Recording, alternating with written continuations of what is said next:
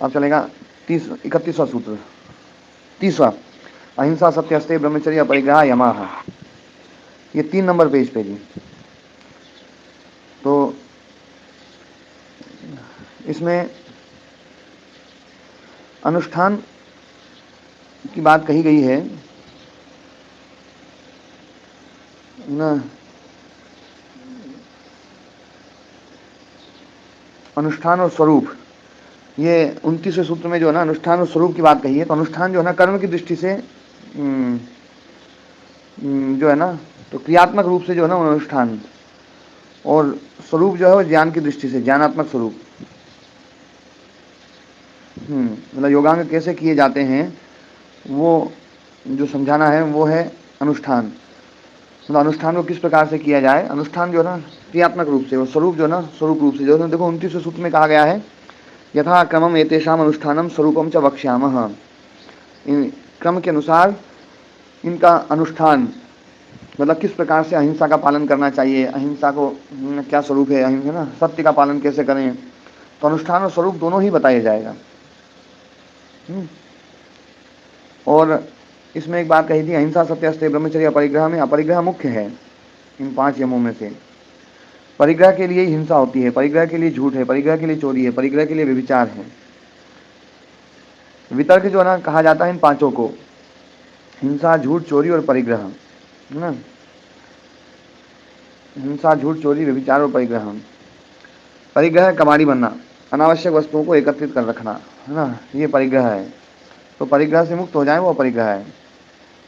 यहाँ पर एक बात और बताई थी कि हम अपनी आवश्यक वस्तुओं का की एक सूची बनाएं, उसका घेरा बनाएं कि अपने को कितने कम से कम में काम चल जाए, है ना।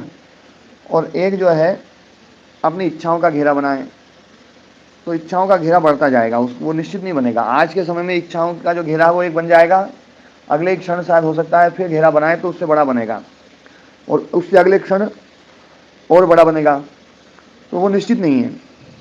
आवश्यक वस्तुओं का जो घेरा है वो लगभग निश्चित सा है ना जो है। तो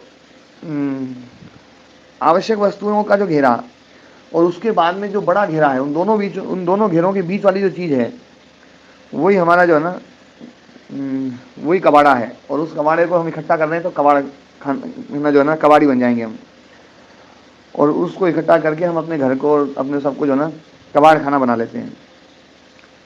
तो परिग्रह शब्द जो है ना ये रूढ़ है, आवश्यक वस्तुओं को छोड़ करके अन्य वस्तुओं के संग्रह के अर्थ में परिग्रह शब्द का है ना वो है।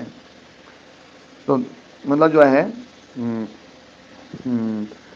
अन्य जो अनावश्यक वस्तुएं हैं वो उन वस्तुओं का परिग्रह हम ना करें। यह अपरिग्रह जो है ना बहुत महत्वपूर्ण साधना है, लेकिन अहिंसा को बहुत मुख्य मानते हैं। अहिंसा क्योंकि वो प्रारंभिक है, अहिंसा के बिना ये सब चीज़ बनेगी नहीं। लेकिन वास्तव में देखा जाए तो हिंसा जो है वो परिग्रह के लिए है, और परिग्रह जब आएगा तब हिंसा रुकेगी।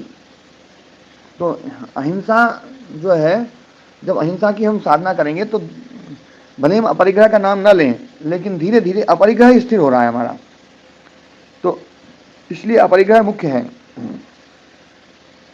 कबाड़ खाना, उन वस्तुओं के संग्रह के लिए हिंसा झूठ चोरी व्यभिचार आदि हैं। ये बात उसने बताई थी। अपरिग्रह विचारों का भी होना चाहिए, अनावश्यक बातें, अनावश्यक विचार, अनावश्यक गपशप, ये सब जो है ना इनको भी हम छोड़ें। अपरिग्रह बहुत बड़ी साधना है, ये चर्चा अपनी हो गई। अब अहिंसा के ऊपर, सत्य अस्तेय ब्रह्मचर्य अपरिग्रह अहिंसा मूलक होने चाहिए, हिंसा मूलक नहीं होने चाहिए। तो अहिंसा सत्य अस्तेय ब्रह्मचर्य अपरिग्रह ये अहिंसा मूलक होने चाहिए, ये चर्चा यहाँ पर काफ़ी करी थी। इसलिए अहिंसा को जो ना पहले उसमें दिया है। सत्य और तथ्य के ऊपर थोड़ी चर्चा करी थी। तथ्य में हिंसा हो सकती है, सत्य जो ना हिंसा रहित होगा। अंधे को अंधा कहना तथ्य हो सकता है, पर अंधे को अंधा कहना, उसको कष्ट पहुंचाना, ये सत्य नहीं हो सकता है। सत्य बिल्कुल अहिंसक होता है। बिल्कुल सत्य जो ना बिल्कुल एकदम मीठा होता है। ध्यान देने वाली बात है, कोई ये कहे भैया कि है ना जो ना सत्य तो कड़वा होता है, तो कैसे ही कड़वे से कड़वा सत्य ला दो मुझे, मैं उसको बिल्कुल एकदम चाशनी जैसा डुबा करके पेश करूंगा कि एकदम इतना मीठा होगा वो कहना ही क्या। कड़वा जैसी हमने बोला वैसी सत्य खत्म। ये बात देखो उसने भी बोली थी, ये बात लिखी है ना। कड़वा तथ्य होगा, सत्य नहीं। जो जीवों के कल्याण के लिए है, जो प्रिय है, वही सत्य है ना। न तथ्य वचनम सत्यम न तथ्य वचनम निशा, यद जीव हितम इत्यर्थम तत्सत्यम इतरद निशा। जो जीव के कल्याण के लिए है वही सत्य है, न केवल है ना। तथ्य वचन बोलना सत्य नहीं है और अतथ्य वचन बोलना झूठ नहीं है। जो जीवों के कल्याण के लिए है, सबके कल्याण के लिए है, वो है तथ्य, और जो उससे रहित है, उससे अलग है, वो है असत्य। अप्रिय सत्य को बोलने का विधान ही नहीं है। अप्रिय सत्य सत्य ना होकर केवल तथ्य होगा। अहिंसा अपरिग्रह का ही एक भाग है। अहिंसा जो है अपरिग्रह का एक भाग है। यह अहिंसा हर भाग में होना चाहिए। जो एक भाग है ये, पर यह भाग ऐसा है कि इससे सब की शुरुआत है, तो अहिंसा सब जगह व्याप्त होनी चाहिए। अहिंसा सर्वथा, सर्वथा मतलब सब प्रकार से, सर्वदा मतलब सदा, सभी जीवों के लिए पीड़ा कष्ट देने का भाव नहीं होना चाहिए। तो है ना, जो ना पीड़ा देने का भाव समाप्त हो जाए। अनभिद्रोह, दुखी करने का भाव नहीं होना चाहिए, है ना। अनभिद्रोह शब्द इसमें व्यास भाष्य में आया होगा।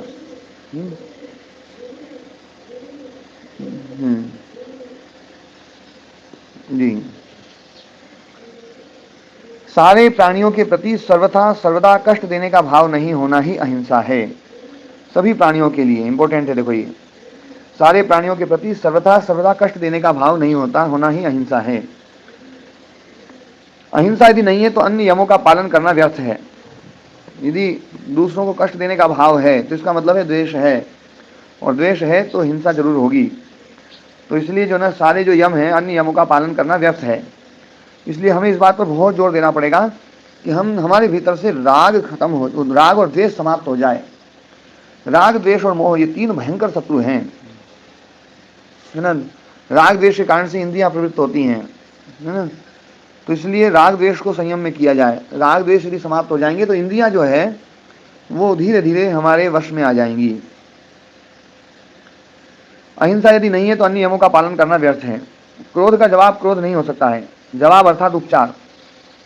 कल भी मैं समझा रहा था ये बात। क्रोध जो ना क्रोध से नहीं रुकेगा। क्रोध जो है ना क्रोध से तो बढ़ेगा। तो क्रोध का जवाब क्रोध नहीं हो सकता है। क्रोध का उपचार क्रोध नहीं हो सकता है। कोई और हो सकता है पर क्रोध तो नहीं हो सकता है। और यदि लगता हो तो करके देख लेना। पूरी दुनिया में खूब क्रोध का उपचार क्रोध से किया जाता है, आज तक क्रोध खत्म नहीं हुआ है। कष्ट का उपचार जवाब कष्ट नहीं है, है ना। तो आपको कोई कष्ट दे रहा है, आप उसको कष्ट दे दो तो फिर वो देगा। क्रोध से कभी कोई उपचार या समाधान नहीं हो सकता है। तुक्के में बात बन जाए तो एक अलग बात है, बाकी गुस्से से हमारे काम बिगड़ते ही हैं, बनते तो नहीं हैं। तुक्के में बन जाए तो एक अलग बात है। तो अहिंसा को प्रतिपाद्य करने के लिए अन्य यम है ना। प्रतिपाद्य करने के, प्रतिपाद्य का मतलब जो है कोष्टक में फिर प्रतिपाद्य लिख दिया है। प्रतिपाद्य मतलब प्रतिपादन करने योग्य है ना। तो बाकी जो यम है वो अहिंसा को ही स्थापित करते हैं। ये बात भी जो ना अवदातम अर्थात निर्मल शुद्ध, यहाँ पर उसमें आया होगा।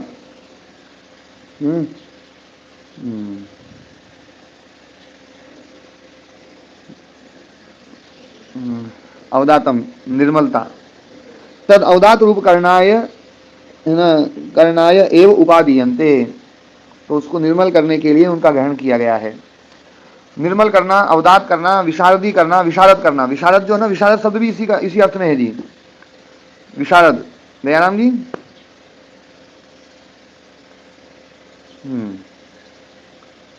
अवदात। व्यास मुनि जी ब्राह्मण शब्द का प्रयोग ब्रह्मवेत्ता या योगी के लिए भी करते हैं अपने योग दर्शन के भाष्य में, है ना।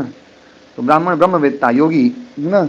स खलु अयं ब्राह्मणो यथा यथा व्रतानि बहुनि समादित्सते तथा तथा प्रमादकृतेभ्यः हिंसा निदानेभ्यः निवर्तमानस्ताम एव अवदात रूपाम अहिंसाम करोति इति। ये तो यहाँ पर ब्राह्मण शब्द का जो अर्थ है तो वो ब्रह्मवेत्ता योगी के लिए। और प्रमाद शब्द आया है तो प्रमाद शब्द जो है ना क्रोध लोभ और मोह, लोभ मोह और क्रोध जो है इसके लिए प्रमाद शब्द है। ये रूढ़ अर्थ में है। प्राचीन काल में क्रोध लोभ मोह जो है, मोह काम का ही रूप है मोह, उसको प्रमाद कहा जाता है। काम क्रोध और लोभ, क्रोध लोभ मोह कहो या काम क्रोध लोभ कहो, ये 3 नरक के द्वार हैं। त्रिविधम नरकस्येदम द्वारम नाशनम आत्मनः कामः क्रोधः तथा लोभः तस्मात् एतत्त्रयम् व्रजेत्। काम क्रोध लोभ रहित होने पर ही अहिंसा का शुद्ध रूप सामने आ सकता है। यदि व्यवहार से कोई दूसरा व्यक्ति पीड़ित या दुखी होता है तो ऐसा व्यवहार करने वाला वह व्यक्ति हिंसा युक्त है। इंपॉर्टेंट बात है, देखो ये बहुत सही बात। अब छठे नंबर पेज पर, सत्य, जैसा देखा, जैसा सुना, जैसा अनुमान किया वैसे ही मन वाणी से बोलना जो सभी प्राणियों के कल्याण के लिए हो, वो सत्य है। छल से रहित होना चाहिए हमारा वचन, वंचन छल से सहित, भ्रांति से रहित यह वाणी होना चाहिए। यहाँ पर छल से सहित की बजाय रहित शब्द होना चाहिए जी मुकेश जी।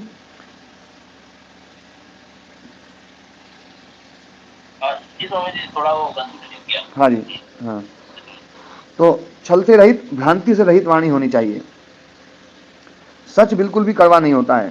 सर्वभूत हितम सत्यम ब्रूयात, सर्वभूत हितम सत्यम ब्रूयात, जो सब भूतों के लिए जो कल्याणकारी है ऐसा ही सत्य बोलना चाहिए। सभी प्राणियों के लिए जो हितकारी है वही सत्य बोले, कड़वा कठोर तो बिल्कुल ना बोले, वास्तव में इसे पाप कहा गया है। चरक संहिता में फिर चरक संहिता की एक बात आ गई, धी धृति स्मृति विभ्रष्ट कर्म यत् कुरुते शुभम, ये जो है स्वामी जी वो धी धृति और स्मृति वाला पढ़ाया था आपने। हाँ, तो वो चरक संहिता का मुझे याद आया तो मैंने इसी में लिख लिया। वो क्या है कि तीनों चीजें विस्मृत कर दी हमने, इसलिए जो है रोगी हो रहे हैं स्वामी जी। जी जी जी। अरे लाइट आ गई।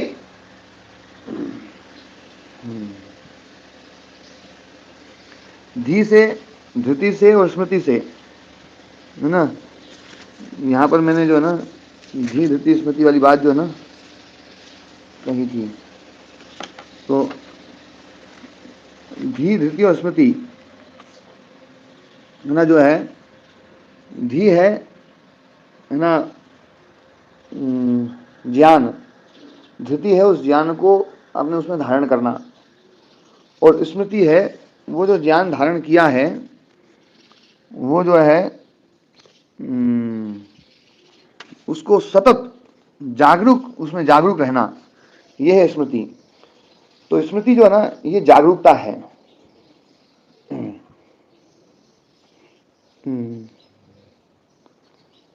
तो धी धृति स्मृति विभ्रष्ट कर्म यत् कुरुते शुभम अशुभम, कुरुते अशुभम, ये कुरुते में ते में एक ही मात्रा लगा दो जी,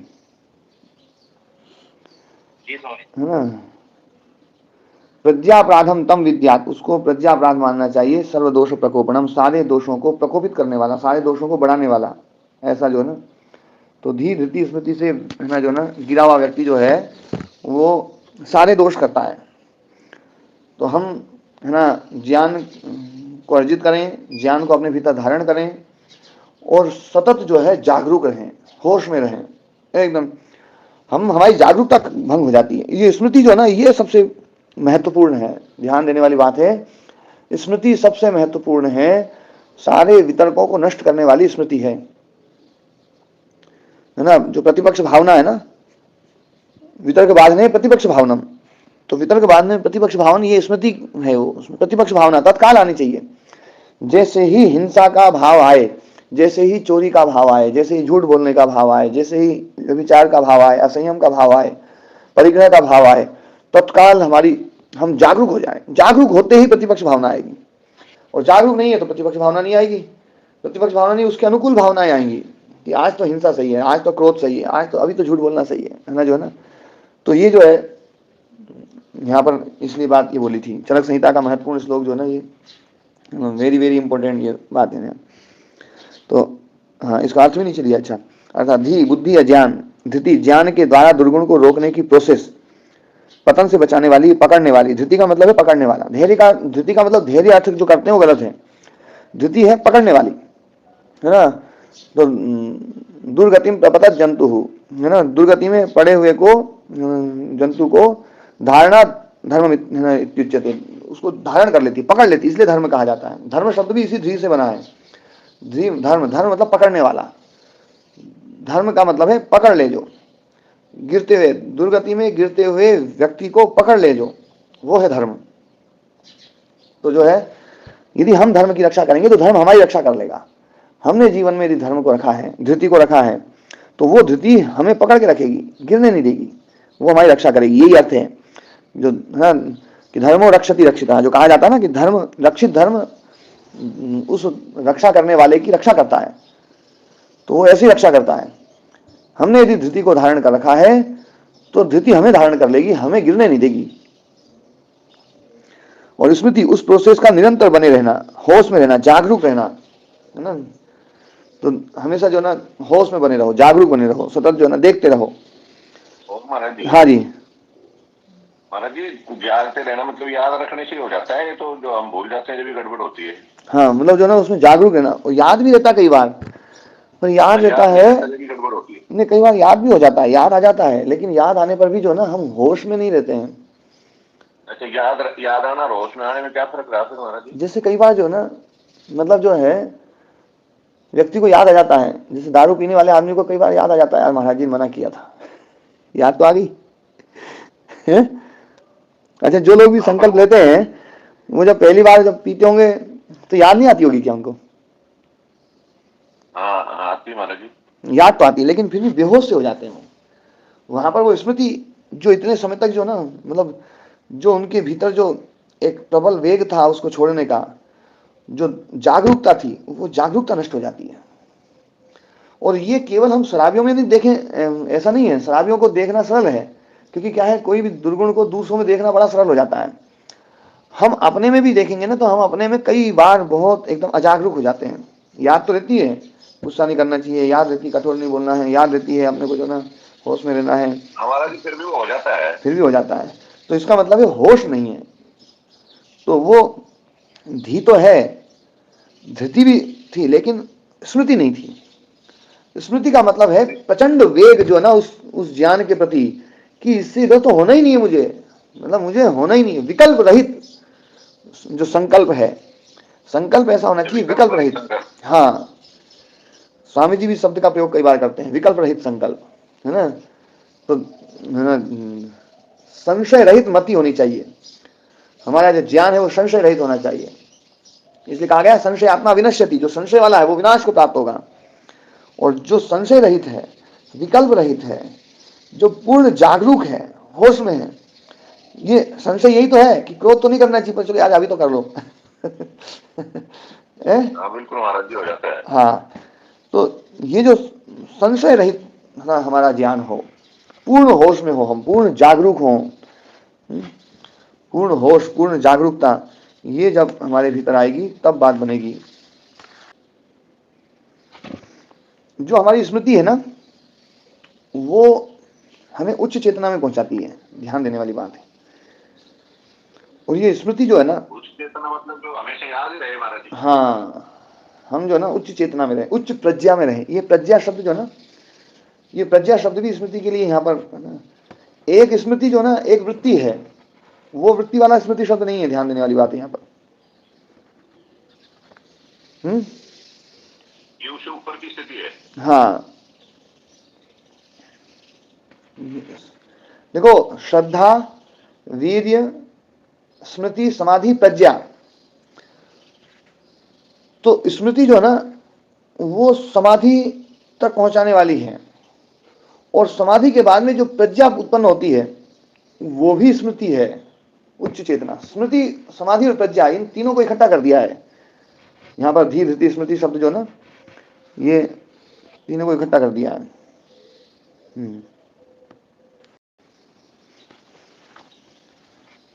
हाँ, इसका अर्थ किया है धी, बुद्धि का ज्ञान, धृति ज्ञान के द्वारा दुर्गुण को रोकने की प्रोसेस, पतन से बचाने वाली, पकड़ने वाली। देखो क्या बढ़िया बात है। और स्मृति उस प्रोसेस का निरंतर बने रहना, के भ्रष्ट हो जाने पर मनुष्य जब अशुभ कर्म करता है, हाँ, इन तीनों के भ्रष्ट हो जाने, इसमें लिख दीजिए, इन तीनों के भ्रष्ट हो जाने पर मनुष्य जब अशुभ कर्म करता है, तब सभी शारीरिक एवं मानसिक दोष प्रकुपित हो जाते हैं। इन अशुभ कर्मों को प्रज्ञापराध कहा जाता है। जो प्रज्ञापराध करेगा उसके शरीर और स्वास्थ्य की हानि होगी और वह रोगग्रस्त हो जाता है। क्या गजब बात कही, देखो। अहिंसा मूल में रखी गई है, इसको अन्य यमों में शामिल करना पड़ेगा, है ना। करना पड़ेगा, मतलब जो ना, तो अहिंसा मूल में है, सबसे पहले अहिंसा है, इसको अन्य यमों में शामिल करना पड़ेगा। मतलब अन्य यम जो है ना, इसके द्वारा वो होने चाहिए। सत्य में भी अहिंसा होनी चाहिए, है ना, अस्तेय में भी अहिंसा होनी चाहिए, इन सब में अहिंसा होनी चाहिए। हिंसा रहित ही सत्य हो सकता है। यदि हमारे कर्म से हिंसा होती है तो वह सत्य नहीं होगा, बल्कि तथ्य होगा। शास्त्र के विधान के विरुद्ध दूसरे से द्रव्य धन लेना यह स्तेय है ना। शास्त्र के विधान के विरुद्ध, क्योंकि शास्त्रों का विधान है, हर चीज में विधान है। तो जैसे शास्त्र का विधान है, आतताई को बिना विचारे मार दो, जो आतताई है, क्योंकि वो ज्यादा हिंसा फैलाएगा। अभी आप हिंसा कर रहे हैं, वो थोड़ी हिंसा है, वो ज्यादा हिंसा करेगा। तो ज्यादा हिंसा को रोकने के लिए थोड़ी हिंसा जो ना, वो हिंसा की श्रेणी में नहीं आएगी फिर ना। योगी के लिए युद्ध में भी हिंसा वर्जित की गई है। योगी के लिए जो मतलब जो नियम जो है बनाए हुए हैं, ऐसे मारो ऐसे मारो, तो वो योगी व्यक्ति उनसे भी विरत होता है। वो युद्ध को जो है ना, कोशिश ये करता है कि वो हिंसा कि उसमें न ले जाए, हिंसा से बिना उसके मारे, उसको बिना उसके खत्म करें। लेकिन यदि कोई ऐसी स्थिति आ जाती है कि अब बिना युद्ध के बात बनेगी नहीं, वो तो भी वो सारे रास्ते खोजने की कोशिश करता है इस युद्ध को रोका जाए। जैसे भगवान कृष्ण ने युद्ध को रोकने के लिए पूरा प्रयास किया, खुद छोटे भी बने, और सब प्रयास करने के बाद में जब युद्ध जब टला नहीं, तो उसमें भी फिर बिल्कुल एकदम असंग होकर के लड़े। उसमें जो है ना, राग द्वेष रहित होकर के लड़े, वो राग द्वेष होकर के प्रवृत्त किया अर्जुन को। अस्तेय, आसक्ति नहीं रहेगी, किसी भी द्रव्य के प्रति लालसा का भाव समाप्त हो जाना अस्तेय है। आसक्ति रहित हो जाना, दूसरे के द्रव्य को हमने लिया नहीं, लेकिन भीतर ही भीतर उसके प्रति आसक्ति बनी हुई है, तो भी स्तेय हो गया। अस्तेय का मतलब है कि दूसरों के द्रव्यों को लेने का भाव भीतर से समाप्त हो जाए, इच्छा ही ना हो। जैसे मिट्टी का ढेला पड़ा हुआ है, उसको लेने का भाव नहीं होता हमारा, और सोना पड़ा हुआ है तो एक बार तो मन में आता है कि जो ना, तो पर द्रव्य को जो ना बिल्कुल लोष्टवत माना गया है। ब्रह्मचर्य, उपस्थ इंद्रिय का संयम और अपरिग्रह, जितने भी विषय हैं उन विषयों में दोष दर्शन देखना। विषयों के अर्जन रक्षण में दुख है, फिर क्षय हो जाए तो और दुख है। संग से संस्कार जनित दुख है। विषयों के रखने में हिंसा जरूर होगी, इनको स्वीकार न करना ही अपरिग्रह है। इन विषयों को, इनको मतलब इन विषयों को स्वीकार न करना ही अपरिग्रह है। तो विषयों की कामना समाप्त हो जाना, विषयों को बहुत दुखदायी मानना, और जीवन के जीने के लिए जितना जरूरी है उतना ही विषयों का सेवन करना, बाकी विषयों का सेवन नहीं करना। राग और द्वेष के कारण से विषयों का सेवन न करना, तो ये अपरिग्रह है। तो ये समय कितना हो गया अभी और है। फिर जाति देश काल समयानवच्छिन्नाः सार्वभौमा महाव्रतम। तो यहां पर जो है प्रमाद की बात आई थी, क्रोध लोभ मोह प्रमाद है। मोह मतलब काम, तो क्रोध लोभ और काम जो है ना, ये प्रमाद है। व्यास मुनि जी का वाक्य, प्राचीन शास्त्रों के अनुसार जो है ना, ये हिंसा लोभ क्रोध मोह में ज्यादा होती है। हिंसा जो है वो लोभ क्रोध मोह में ज्यादा होती है, ये बिल्कुल सही है। आप प्रयोग करें कि इन 10 व्यक्तियों से कभी झूठ नहीं बोलेंगे, इसकी सूची बना लें। क्या गजब बात है, देखो ये है ना, जो है ना, इसका प्रयोग आप लोगों ने किया भी होगा, फिर बंद भी कर दिया होगा। तो बंद कर दिया होगा, उसको फिर से शुरू करो। ये मतलब जो है ना, परीक्षा तक तो कम से कम करो। 10 व्यक्ति जो है उनसे झूठ नहीं बोलेंगे हम कभी भी, उनसे सच ही बोलेंगे। और फिर जो है ना, उन 10 व्यक्तियों का दायरा बढ़ाओ। कुछ साधक ऐसे हो सकते हैं जिनको 10 व्यक्ति भी बड़े मुश्किल लगेंगे, तो वो 5 से शुरुआत कर दें, 7 से कर दें, 3 से कर दें, और नहीं तो कम से कम 1 से कर दें, कि इससे तो कभी झूठ नहीं बोलेंगे, इससे तो कभी झूठ नहीं बोलेंगे, चाहे कुछ हो जाए, कितना ही बड़ा घाटा हो जाए। हाँ जी, झूठ से क्या तात्पर्य है? हाँ मतलब हम जो है ना, जैसे वो तथ्य वचन और सत्य वचन वाली बात जो है ना, वो तो ऊपर वाले स्तर की बात है। लेकिन हम जो है ना, हाँ, लेकिन हम व्यवहार में जो है अतथ्यात्मक बातें खूब बोलते हैं, जैसा नहीं हुआ वैसा बोल देते हैं, है ना। दूसरा दुखी होगा ही बिना मतलब में जो है ना। अब जैसे अपन घर से देर से पहुंचे तो लगता भी पत्नी डांटेगी, तब वहाँ काम आ गया था, चाहे कुछ काम नहीं आया, वहाँ गप लड़ा रहे हो हम, है ना। लेकिन एक मतलब जो है, थोड़ी सी मुसीबत को टालने के लिए हम फट झूठ बोल देते हैं। तो ऐसे व्यवहारों से हम बचें। और जो है कुछ लोग हम निश्चित कर लें कि इन लोगों से तो हम झूठ बोलेंगे ही नहीं किसी भी स्थिति में। हाँ जी, ओम गुरु जी। हाँ जी, गुरु जी, जब जब अहिंसा इसमें रहनी चाहिए और मान लो किसी प्रकार के झूठ से किसी को कोई हानि नहीं होती है, चलेगा? हाँ, वहां पर ये देखना होगा कि आपके सच बोलने से हानि हो रही है क्या, बहुत ज्यादा सच बोलने से हानि हो रही तब सच बोलना ना रोकना पड़ेगा। पर झूठ जो ना, झूठ बोलना है, ये स्थिति बहुत अपरिहार्य स्थितियों में बनती है, ये हर जगह नहीं बनती है। इसलिए मनुस्मृति में कहा गया है कि प्रिय झूठ भी नहीं बोलना चाहिए। प्रियता के चक्कर में, जैसे भैया सत्य बोलने पर प्रिय बोले, अप्रिय सत्य ना बोले। तो कई बार आदमी सोचे भैया कि सत्य की महिमा से ज्यादा प्रिय की महिमा है तो प्रिय झूठ बोल लें, तो बोले नहीं, प्रिय झूठ भी नहीं बोले। सत्यम ब्रूयात प्रियम ब्रूयात न ब्रूयात सत्यम अप्रियम, है ना। प्रियम च नानृतम ब्रूयात, प्रिय है लेकिन झूठ है, अनृत है, उसको भी ना बोले। तो प्रिय झूठ भी बोलने के लिए मना कर दिया गया जी, है ना। तो सत्य पर प्रयोग करें। फिर है ना, जो है ना, जैसे अहिंसा पर प्रयोग किया जा सकता है, सत्य पर किया जा सकता है, अस्तेय पर प्रयोग किया जा सकता है, ब्रह्मचर्य पर किया जा सकता है। ब्रह्मचर्य में काल का एक वो ना वो किया जा सकता है कि इतने काल तक तो जो है ना मैं बिल्कुल है ना, जो है ना, शुरुआत जो है, क्योंकि ब्रह्मचर्य जब टूटता है तो हम देखते हैं भैया कि हम है ना हर दिन इसको तोड़ रहे हैं, हर दिन इन विचारों में जा रहे हैं। तो उसको एक काल में बोले भैया है ना, जो 3 दिन का है ना 10 दिन का, है ना 15 दिन का, है ना। वहाँ व्याकरण में आता है पाक्षिको ब्रह्मचर्यम, मासिको ब्रह्मचर्यम, त्रैमासिक, है ना, तो अर्धवार्षिक। तो है ना पाक्षिक ब्रह्मचर्य, एक 15 दिन तक बिल्कुल है ना ब्रह्मचर्य का व्रत का पालन किया। फिर उसको बढ़ाते बढ़ाते 1 महीने का कर दिया, फिर उसको बढ़ाते बढ़ाते जो है ना जो है 3 महीने का वो कर दिया। और ये ब्रह्मचर्य केवल ऊपर ऊपर से नहीं होना चाहिए, मन से होना चाहिए, भीतर से होना चाहिए। तो ये है ना जो है हिंसा, लोभ, चोरी, झूठ, क्रोध, दुराचार आदि ये सब वितर्क हैं। आलस्य, मांसाहार का भक्षण, जो देखने योग्य नहीं उसको देख लेते हैं, ये सब जो ना इन्होंने लिखा है इंपॉर्टेंट। 27 मिनट के आसपास की रिकॉर्डिंग सुनना ये बड़ा इंपॉर्टेंट है। वितर्कों के बारे में उस दिन चर्चा हुई थी। तो वितर्कों को बहुत विशेष प्रकार से रोकना पड़ेगा, हर प्रकार से वितर्कों को रोकना पड़ेगा। उस दिन की 27 मिनट की रिकॉर्डिंग आप लोग जरूर सुनना। योग दर्शन में 810 प्रकार के वितर्क गिनाए हैं और फिर बताया कि ये तो अनंत हैं। तो इतने वितर्क जो ना, वितर्कों की बड़ा है ना, तो वितर्कों को हम हर प्रकार से रोकें। और वितर्कों को रोकने के लिए प्रतिपक्ष भावना की गई है। और प्रतिपक्ष भावना में स्मृति की बात, धी धृति स्मृति, है ना, धी धृति स्मृति, इनका प्रयोग यदि हम करेंगे तो हमारा प्रतिपक्ष जो है वो प्रबल हो जाएगा। और प्रतिपक्ष प्रबल हो जाएगा तो वितर्क जो है ना सारे के सारे वो रुक जाएंगे। तो प्रतिपक्ष भावना जो है उसमें स्मृति बहुत अच्छे से कार्य करती है। स्मृति जो है एक तो है वृत्ति रूप और एक है प्रज्ञा के लिए प्रयोग। तो वृत्ति के रूप में है वो स्मृति अलग है, प्रज्ञा के लिए जो प्रयुक्त हो गई है वो अलग है। तो ये स्मृति अलग अलग है दोनों। योग दर्शन में दोनों का ही प्रयोग किया गया है। स्मृति एक वृत्ति है, वो है ना अलग है, और स्मृति जो है ये उच्च चेतना के लिए स्मृति शब्द का प्रयोग है।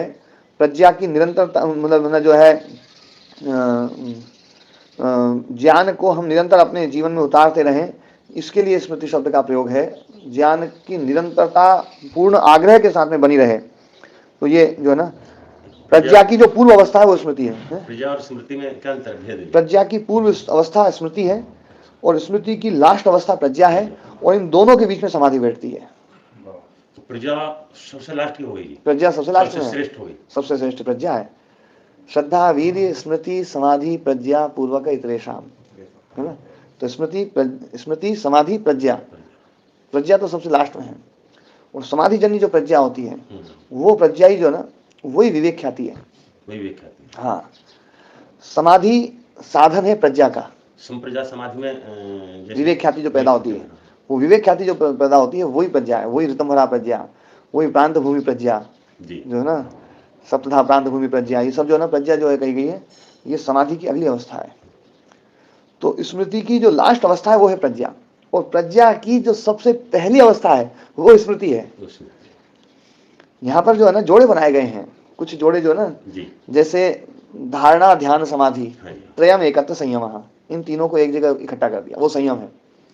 5 जो है इनको जोड़ा बनाया है, यम, नियम, आसन, प्राणायाम, प्रत्याहार, 5 अंग हो गए। ये 5 अंग हो गए, ये बहिरंग अंग है, इनको जोड़ा बना दिया। धारणा ध्यान समाधि को अलग कर दिया। फिर समाधि के बाद में प्रज्ञा हो गई, उस प्रज्ञा में भी 7 भाग कर दिए, 7 उसके वो बना दिए, तो जोड़े बनाए हैं, है ना। तो है ना जो है ऐसे जोड़े बनाते बनाते जो ना एक एक चीज समझते जाते हैं कि धारणा ध्यान समाधि क्या है। समाधि की सबसे प्रारंभिक अवस्था धारणा है, और धारणा की सबसे लास्ट अवस्था समाधि है, और इन दोनों के बीच में ध्यान है। धारणा में होता क्या है, ध्याता जो है, ध्यान करने वाला जो ध्याता है, वो मन को दूसरे विषयों से हटा करके किसी एक देश में लगा देता है, जैसे है ना। जैसे हमने अपने मन को एकाग्र किया नासिका के अग्रभाग पर, तो दूसरी से पहले इकट्ठा करना, अलग करना है। नासिका के भाग का हमने इकट्ठा कर दिया। नासिका के हम अग्रभाग नासिका पर के भाव को असली रूप को देखेंगे या भ्रिकुटी का असली रूप नहीं, को देखेंगे या यदि भ्रिकुटी पर ध्यान है तो केवल भ्रिकुटी को देखेंगे, हाँ, तो नासिका के इसका अग्रभाग पर है तो असली नासिका के रूप अग्रभाग। इसी को देखना है ना। हाँ, किसी को कहीं देखो, और चीज नहीं इसमें सोचनी है, फिर और कुछ नहीं होगा, केवल वही रहेगा। जो तो वास्तविक जब ये है। हाँ, तो जब हम किसी एक स्थान पर मन को एकाग्र करते हैं, धारणा, तो यहाँ से धारणा प्रारंभ होती है। जी फिर धारणा के बाद में आता है ध्यान। ध्यान में क्या होता है, ध्याता, ध्येय और ध्यान। ध्यान करने वाला ध्याता, ध्येय जिसका ध्यान किया जा रहा है, और जो किया जा रहा है ध्यान, तो ये तीनों चीजें उसमें रहेंगी, ये है ध्यान। जैसे हम ओम का जप करते हैं इसके साथ साथ में, हाँ। तो उसमें थोड़ा सा ओम का जप कर रहे हैं, जी तो ओम का जप किया तो ओम हमारा ध्येय हो गया, जी हो हम ध्याता हो गए, हाँ जी और उसको जो जप कर रहे हैं उसका जो ध्यान लगा रहे हैं वो ध्यान हो गया। तो ये जो तीनों चीजें हैं जिसमें, वो है ध्यान, एक हो जाएगा, ये ध्यान, तीनों चीजें रहेंगी। तीनों चीजें रहेंगी। पर समाधि में क्या है, इन तीन में से 2 चीज हट जाती है। वो जो जैसे ध्याता हटेगा, ध्यान करने वाला ध्याता जो है ना, ये हट जाएगा खुद, वो हट जाएगा, स्वयं हट जाएगा। स्वयं हट जाएगा। और जब ध्याता हट जाएगा तो ध्यान भी हट जाएगा।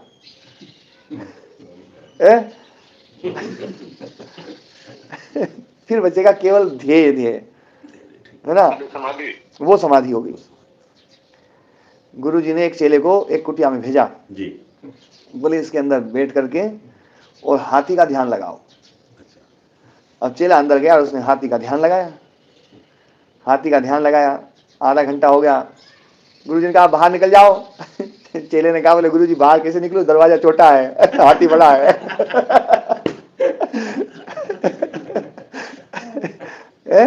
जी हाथी इतना बड़ा, इतने छोटे दरवाजे से नहीं निकल सकता।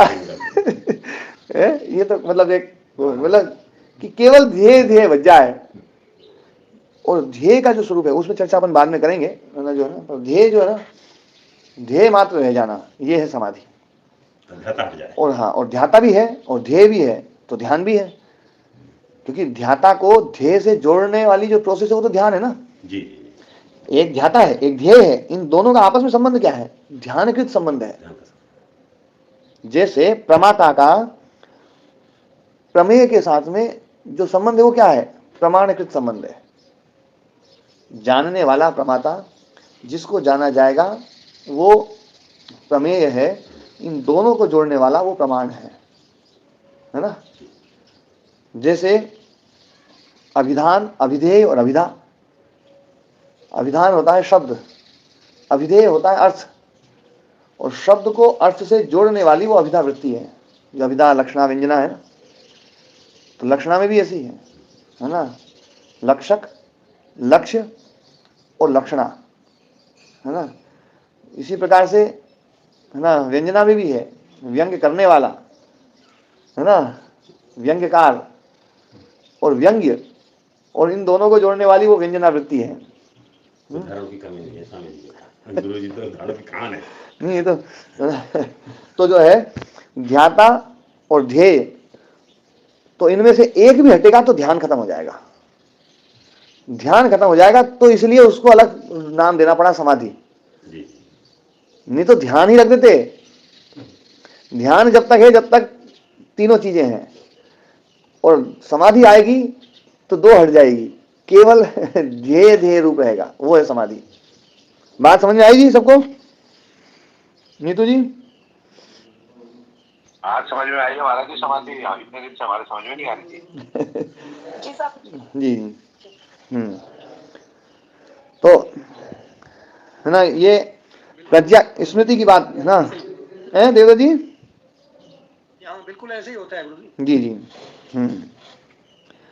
तो प्रज्ञा की पूर्व अवस्था जो है ये स्मृति है, और उसकी मध्य अवस्था है वो समाधि है, और अंतिम अवस्था ये प्रज्ञा है।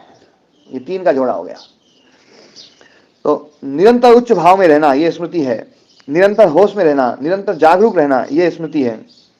नशा होश को खत्म कर देता है। क्या गजब की बात, देखो, होश है स्मृति, होश समाप्त तो काम क्रोध लोभ जागृत हो जाएगा, उनका जागरण हो जाएगा। तो धीति स्मृति, वो प्रोसेस का निरंतर जागरण चलता रहे, वह स्मृति 24 घंटे होश हवास में रहे, एक क्षण के लिए भी जागरूकता समाप्त ना हो, ये स्मृति है ना। तो धी ज्ञान बुद्धि है ना, धी है ज्ञान बुद्धि, और धृति उस ज्ञान के द्वारा दुर्गुण को रोकने की प्रोसेस है। ये धृति पकड़ लेती है, जो अभी बात काफी देर चल रही है, पकड़ लेती है, पतन से बचाने वाली होती है। धृति को धर्म कहा गया है, और स्मृति वितर्कों को रोकने में सहायक है। जो निरंतर आदमी जागरूक रहेगा तो वितर्क नहीं आएंगे, हिंसा झूठ चोरी व्यभिचार असंयम जो ना अपरिग्रह जो ना, ये कुछ परिग्रह ये कुछ नहीं आ सकते, है ना। ब्रह्मचर्य में महर्षि मनु ने 8 प्रकार के मैथुन बताए हैं, है ना।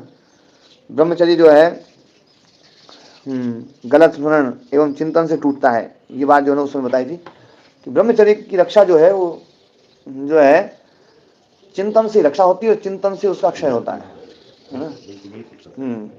तो चिंतन हमारा जैसे उतर जाएगा ब्रह्मचर्य टूटना शुरू हो जाएगा, और जैसे हमने चिंतन दूसरा किया और है ना अच्छे विचारों में, विचार से ही ब्रह्मचर्य टूटता है, विचार से ही ब्रह्मचर्य रक्षित होता है ना।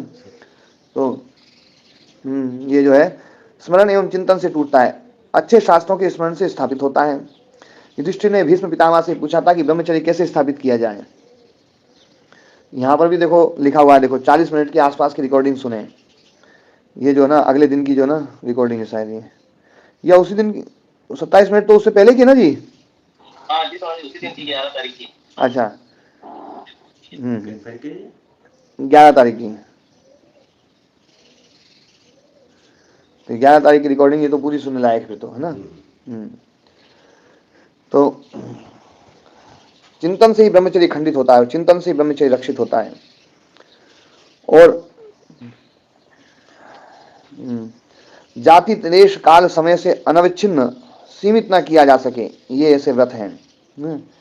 तो समय जो है यहाँ विषय अर्थ में है ना, नियम अर्थ में, ये नियम अर्थ में है समय शब्द जो ना, कि जाति देश काल और नियम से अनवच्छिन्न, जो जाति में न बंधे, देश में न बंधे, काल में न बंधे और नियम में न बंधे, ऐसे ये जो ना महाव्रत हैं।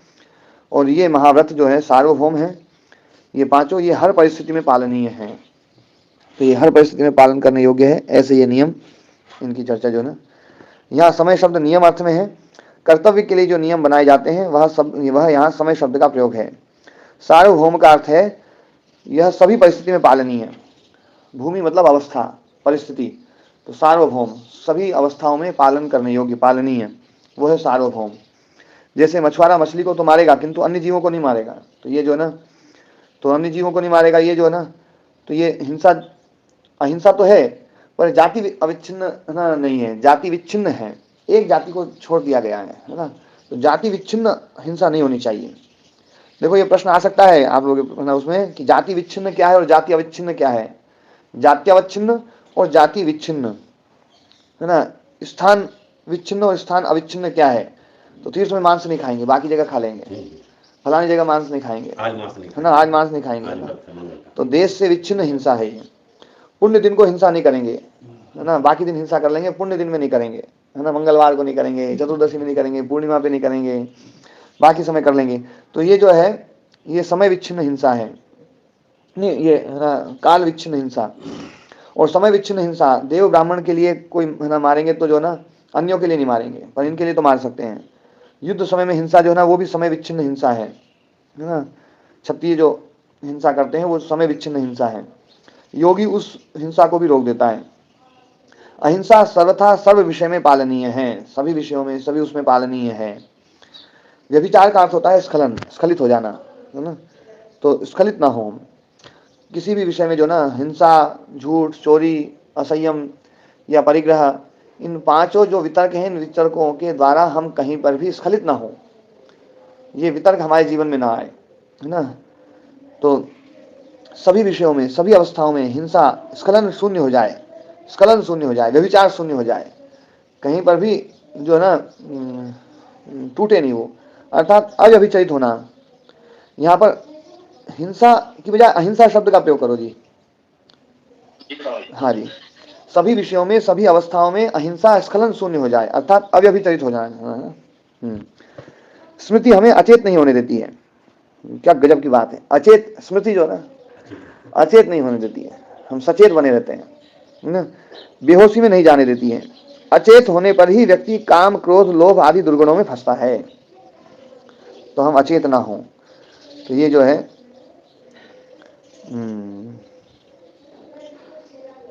अच्छा। और अभी समय कितना हो गया है, 7 बज गए, है ना। तो आज पाठ को ही विराम देते हैं। तो अपना जो है ना 10 पेज हो गए पूरे ना, 11वें से करेंगे कल। ठीक है, ओम जी, ओम। नमस्ते। नमस्ते जी, नमस्ते।